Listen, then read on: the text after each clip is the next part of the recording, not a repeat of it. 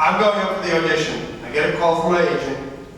Now, I've been auditioning for Star Trek for about a year, okay? Maybe more.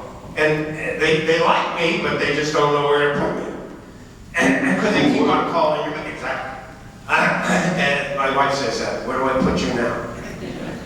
So, they keep calling, I keep going up. But one day I get a call from my agents, and they say, and they're not Klingon fans, but Star Trek fans, but I was.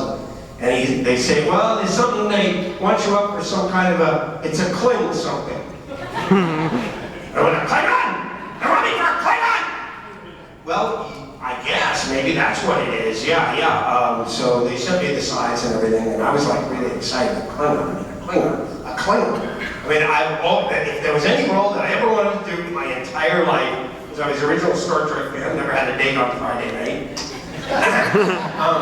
Was I was sitting home watching Star Trek. Oh, in college. In college. In college. Date on Friday night. Oh, please, you lying sack of you know what. I never had a date Saturday, Friday night. So anyway,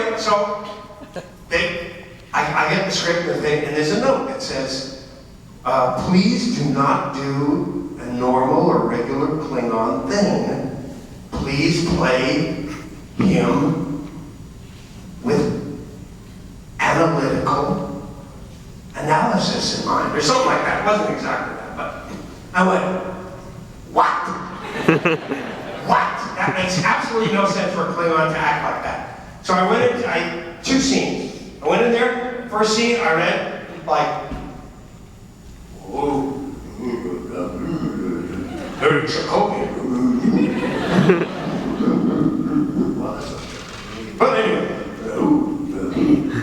and I look up, finish the scene, I look up, and they're all like this.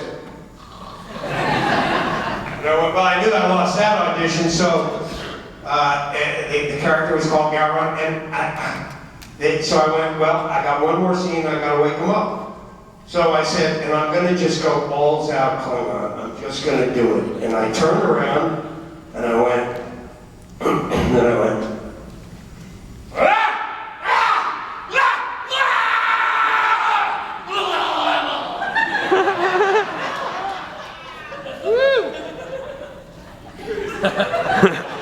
then I did the rest of the scene. And I looked up that time, and Rick Berman was on the ceiling when we peeled him off. A couple of people were cowering in their corners. And Frank was sort of giggling and laughing. And he said, good Bob, but you know that first scene you read? He said, could you do it the same way as this scene? Gladly. Then I did that, and they went, thank you. I got the job. Yeah.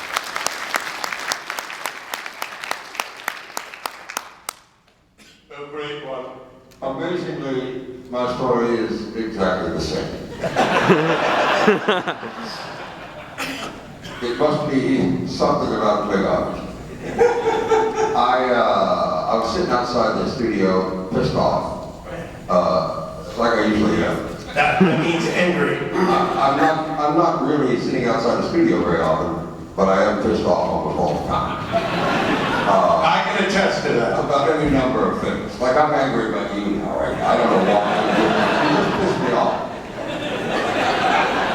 But, so I was sitting there, and the casting director comes by, Rod Server, and he says, oh, J.G., what? You know, there's a part that you might be right for. Really? Shall I go in and audition again? And he said, well, here, take a look at it, see what you think. Come on in if you want to. So I read it, and I said, oh, man. There's a part in this for Klingon, there's a part in that was written in, there's a long, like 5 lines in Klingon. And without any pronunciation guide at all, just 5 lines in Klingon. And, you know, chest there's not, beats don't,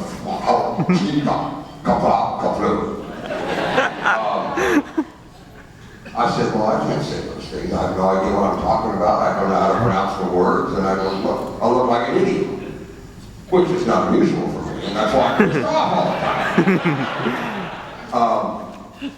So I said, fine, what can I do instead of speaking Klingon, I'll speak some other language. Let me see, French. Okay. That didn't seem right. Close. So I said, well, maybe Spanish. ¿Qué es la palabra para instantánea? Blah, blah, blah. And I said, no, that's recognizable on occasion. Maybe not this morning, fine. On occasion, it's recognizable as Spanish. I said, I can't do that. All right, German, I don't know any German. You know, ich habe keine gute kannst du mich von der Jahrzehnte oben drauf. I said, well, that's pretty close, but not good enough. So I said, I'll do Latin. No one speaks Latin. Well, except maybe a Catholic priest on occasion. But I'll do Latin. So I went in there, I did the thing, and it was like, I got to the speech, and it was cool. We're talking about, Catalina, Paki, and Yarno, Martino, no saludet. No saludet, Imoero, and Sonata.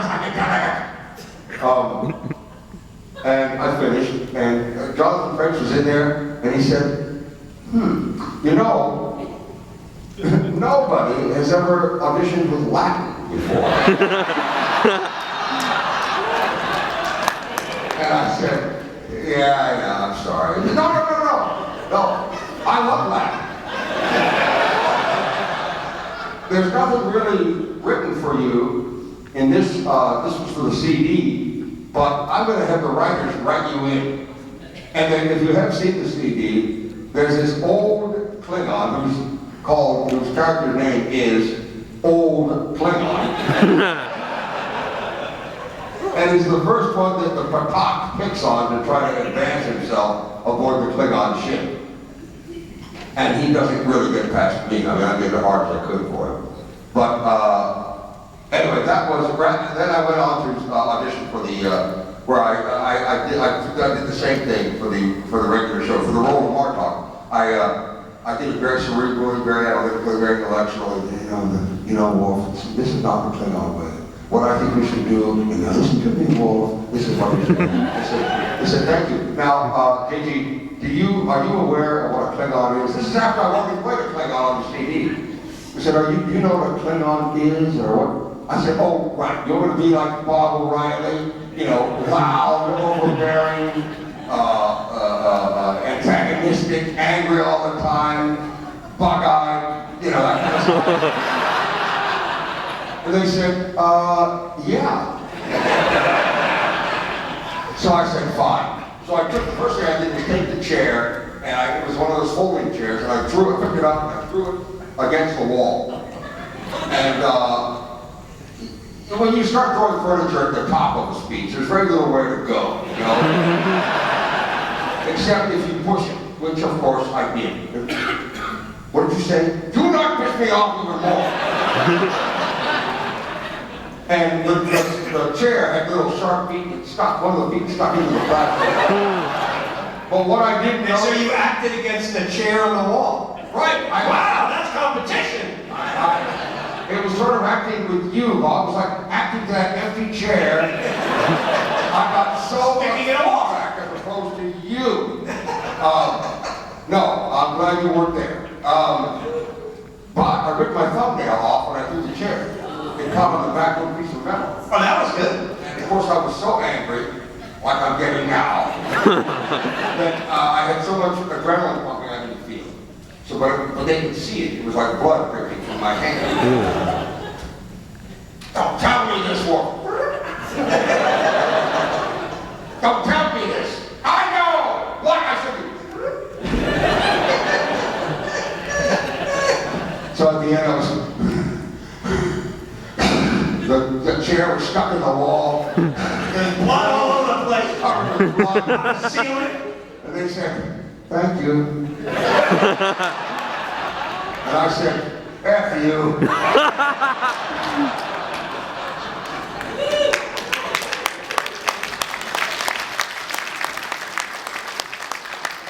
And the next day, the strange epilogue to that story was the guy that had been called by his agent the day before saying, the role of Martok is yours, Ron, but they have to see one more guy. And that was me. And the guy, Ron, was one of my best friends. Ron Canada. We lived together down back in DC. We started theater together. I said, what are the chances of that? So his agent called him the day after that and said, Ron, I got some good news and some bad news. Bad news is you didn't get the role. The good news is your best friend John got the role. And that's a true story. Oh, it was a big town, but an awfully small town at the same time. But like Vancouver. Should have been called by the Irish Bay. Should be founded by a Dutch trader, Mr. Vancouver. And of course somehow fell into British Columbia. Nobody understands that combination of events. Unless you do, smarty pants.